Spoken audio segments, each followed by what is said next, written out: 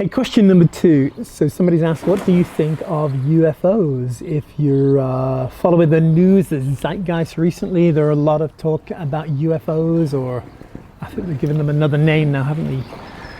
Unidentified aerial phenomenon or something like that, but basically UFOs.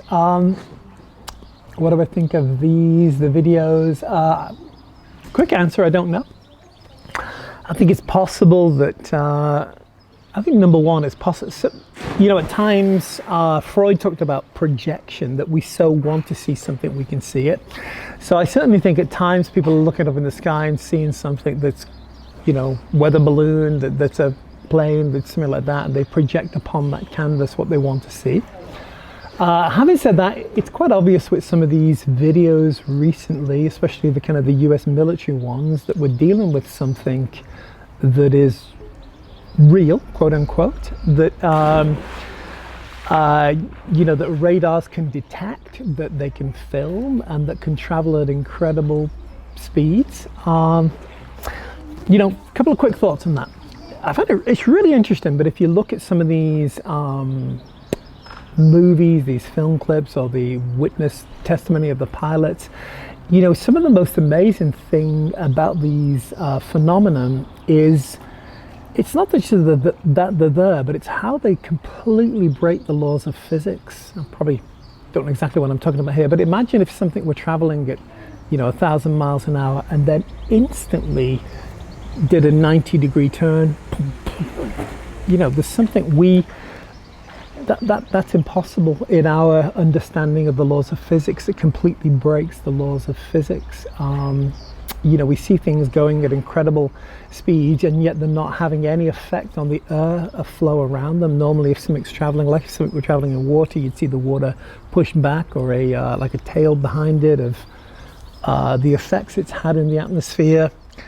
So what are these things? I guess they could be somebody's imagination, not real. I think that's true for some of them, but I don't think that's true of everything. Could there be UFOs and aliens and people like that? I'll get to that in the next question. I have to say, here's my best guess or thought of what these things are. I think Satan comes and manifests himself as an angel of light, and I think we're living in a day both where you're going to see the Lord, the angelic, break in and manifest himself. You're seeing, in a way, what we're nearing the end of time, and you're seeing the spiritual manifest itself in the physical.